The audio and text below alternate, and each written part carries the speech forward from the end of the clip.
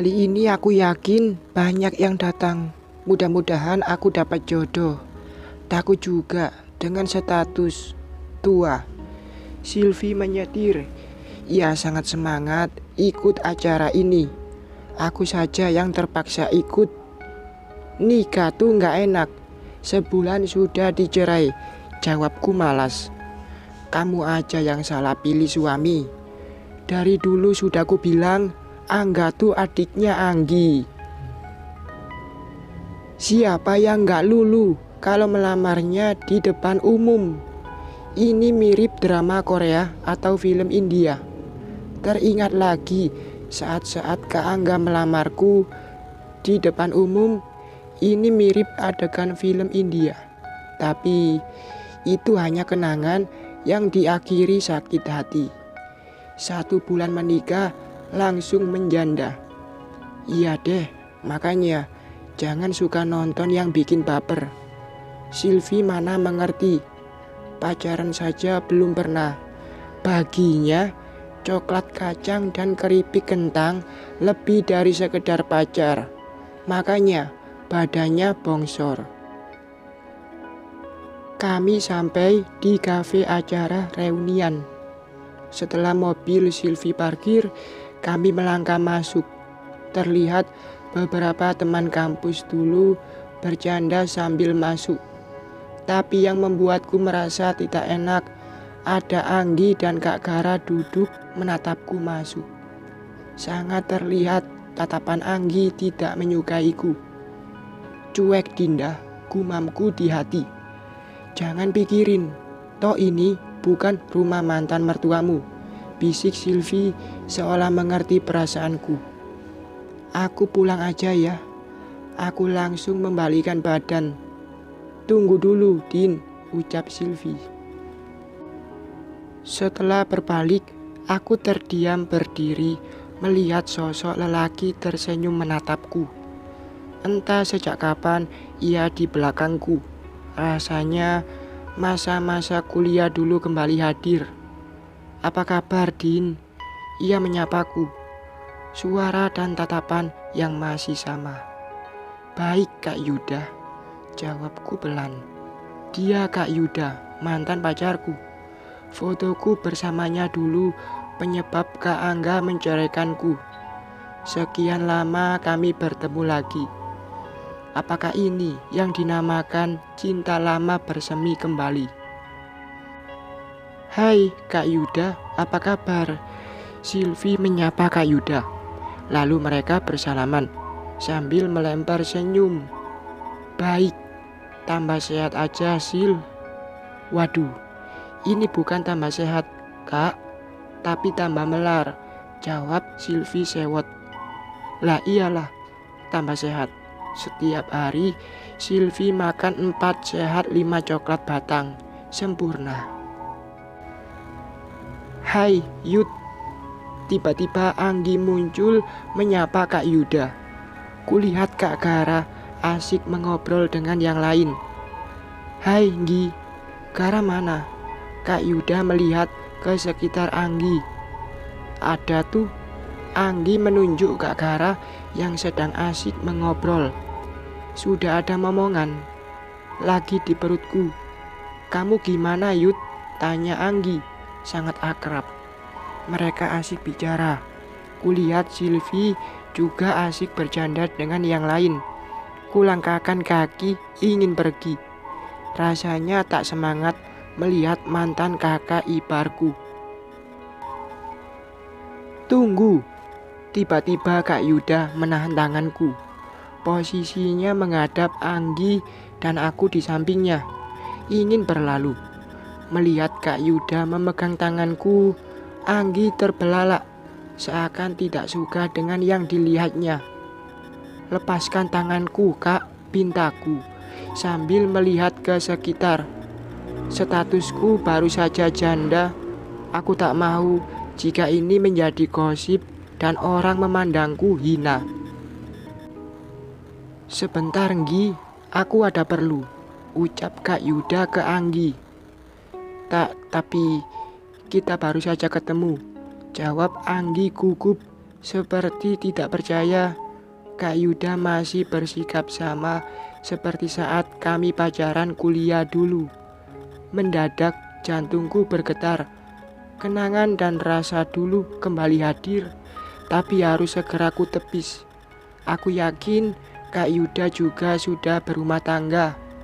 No pelakor. Ayo ikut aku. Oh Tuhan, tanganku ditarik keluar kafe. Dari kejauhan, kulihat Kak Gara menatap kami, sementara Anggi terdiam dengan ekspresi kesal. Aku tahu ia sangat membenciku dari dulu dan entah sampai kapan. Lepaskan tanganku, Kak. Malu dilihat orang. Kita bukan anak kuliah lagi, ucapku. Tapi Kak Yuda tidak memperdulikan ucapanku. Tanganku terus ditarik dan akhirnya kami sudah di luar kafe. Kenapa kamu melupakanku? Tanya Kak Yuda. Tatapan itu masih sama. Dadaku sesak. Rasa ini hadir kembali, tapi di situasi berbeda. Oh tidak. Akan tetapi saat kami berdiri di luar kafe, aku sangat terkejut melihat Kak Angga bersama resepsionisnya mendekat. Wanita itu merangkul manja lengan Kak Angga. Ternyata foto itu benar. Kalian masih saling bertemu. Dasar wanita. Kak Angga melototiku. Hei, Ngga, jaga ucapanmu. Tugas Kak Yuda. Kenapa? Kamu tahu ia siapa? Kak Angga menunjukku. Ia masih berstatus istriku. Suara Kak Angga sangat lantang hingga orang yang lalu lalang melihat kami. Apa? Jadi asisten Pak Ridwan ini istrimu? Wanita yang merangkul lengan Kak Angga tiba-tiba melepaskan rangkulannya. Ia menatapku terkejut. Angga, akhirnya kamu datang juga, sahut Anggi dari arah belakangku. Kamu benar, Kak. Wanita ini tukang selingkuh, jawab Kak Angga. Tunggu. Jadi, Dinda menikah denganmu, Ngga? Iya, bukan hanya kamu yang jalan dengannya, tapi juga bos kantornya. Kamu tahu, Yud, dia juga merayu suamiku. Timpal Anggi melangkah semakin dekat. Gara maksudnya. Nggak mungkin, ini nggak mungkin, Gi, kata Kak Yuda tak lepas menatapku. Aku mengepal tangan menahan amarah. Orang-orang menatap sinis padaku. Aku seperti wanita tukang selingkuh. Hinaan dari mantan suami dan kakak iparku terus dilontarkan di depan umum. Rasanya tak mampu berdiri lama. Tatapan miring orang-orang membuatku malu. Ingin membela diri, tapi percuma. Satu lawan banyak, aku pasti kalah. Kulangkahkan kaki meninggalkan mereka. Tunggu, Dinda. Lagi-lagi tangan kananku ditahan Kak Yuda. Aku terdiam dan kami saling bertatapan. Lepaskan. Tiba-tiba tangan kiriku ditarik Kak Angga hingga tanganku terlepas dari pegangan Kak Yuda. Semua mata melihatku, ibarat seorang istri selingkuh dan dibenarkan kakak ipar di depan umum. Aku juga seperti penggoda suami kakak ipar. Seburuk itukah penilaian mereka? Tapi kenapa juga tanganku ditarik Kak Yuda? Terus kenapa mantan suamiku juga menarik tanganku? Ribet. Seharusnya kamu sadar, Dinda masih berstatus istriku. Apa kamu tidak malu memegang tangannya seolah kalian bebas pacaran di belakangku? Kak Angga melotot sambil menunjuk Kak Yuda. Kak Yuda menghela nafas besar lalu berkata, jika istrimu selingkuh, terus wanita yang kamu gandeng siapa? Yang selingkuh, kamu atau Dinda? Oh Tuhan, aku tak menyangka Kak Yuda membelaku di depan umum. Padahal kami belum saling bicara. Muka Kak Angga langsung memerah dan ia terdiam. Tanganku belum dilepas, bahkan pegangannya semakin erat. Sayang, katanya kamu sudah cerai. Kenapa masih mengharap? Resepsionis Kak Angga langsung angkat suara. Terlihat kekecewaan di matanya dan mungkin juga kesal karena dibohongi. Kak Angga masih terdiam. Lepaskan. Ku tarik tanganku agar terlepas dan aku berhasil. Kulihat Kak Gara dan Silvi keluar dari kafe dan berdiri di samping Kak Yuda. Syukurlah Kak Gara di sini. Kak Gara, apakah aku pernah menggoda kakak? Tidak pernah. Emangnya kenapa, Din? Jawab Kak Gara. Ku palingkan muka ke Anggi. Tuh, kamu dengar jawaban suamimu. Jangan asal menuduhku. Bersihkan hati dan lidahmu. Lagi hamil, kontrol bahasa dan sikap. Percuma berpendidikan, tapi mulut dan akhlak tak berilmu. Mungkin itulah perbedaan kita. Aku tak akan membalas kata-kata murahan yang kamu ucapkan. Justru aku sangat prihatin dengan sikapmu, Anggi, ucapku. Kali ini ia tak kupanggil Kak Anggi seperti biasa. Lalu kupalingkan muka ke mantan suamiku. Bukankah kamu sudah menceraikanku?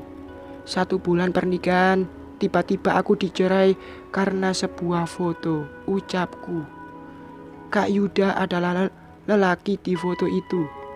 Aku juga gak tahu dari mana kamu dapatkan foto kami. Lagian itu foto sebelum aku menikah denganmu. Atau jangan-jangan dari kakakmu yang menuduhku menggoda suaminya. Lalu aku beralih pandang ke wanita resepsionis Kak Angga. Jangan khawatir, kami sudah cerai. Lagian, aku juga tidak berminat untuk rujuk. Justru aku sangat berterima kasih atas perceraian ini. Aku bisa terbebas dari lelaki labil dan kakak ipar bermulut comberan. Apa? Kamu sudah, Nggi? Suara Kak Gara terdengar lantang. Baru kali ini kulihat Kak Gara lebih tegas.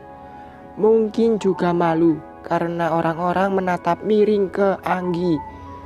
Tuduhannya tidak terbukti. Justru ia terlihat seperti wanita cemburuan, memalukan. Kupalingkan mata ke Silvi. Sil, aku pulang dulu, ucapku. Lalu melangkah ingin pergi. Tunggu, Din, biar ku antar, jawab Silvi mengejarku. Nggak usah, lagian ucapanku terhenti karena ponsel berdering. Ku buka tas, mengambil ponsel. Ternyata panggilan dari Pak Ridwan. Ku tempelkan ponsel di daun telinga. Halo, Pak. Ke rumahku sekarang. Ada proyek besar dan aku butuh RAB-nya sekarang. Ini mendesak. Kalau tidak, proyek ini akan lepas, ucap Pak Ridwan. Tapi, Pak, aku nggak tahu rumah Bapak. Sebentar lagi dijemput. Tapi aku nggak di rumah. Kirimkan alamat Bapak aja. Ku tunggu di rumah Pak Ilham sekarang. Iya, Pak, aku segera ke sana, jawabku mengakhiri panggilan. Sil, aku ke rumah Pak Ilham dulu. Ada kerjaan penting. Loh, kerjaan apaan? Ntar aku jelasin. Dah. Aku berlari ke arah jalan. Dinda, Din, terdengar suara Kak Yuda memanggil. Aku tak punya waktu. Taksi langsung ku stop lalu meninggalkan area kafe. Di atas taksi, kulihat keluar kaca mobil. Kak Yuda menatapku. Sementara itu, Kak Angga juga melihatku. meskipun resepsionisnya merangkul tangannya sambil bicara dengan Anggi. Aku tidak mau pusing lagi dengan masalah ini. Karirku yang utama. Status janda, aku harus bisa menghidupi diri sendiri. Bersambung.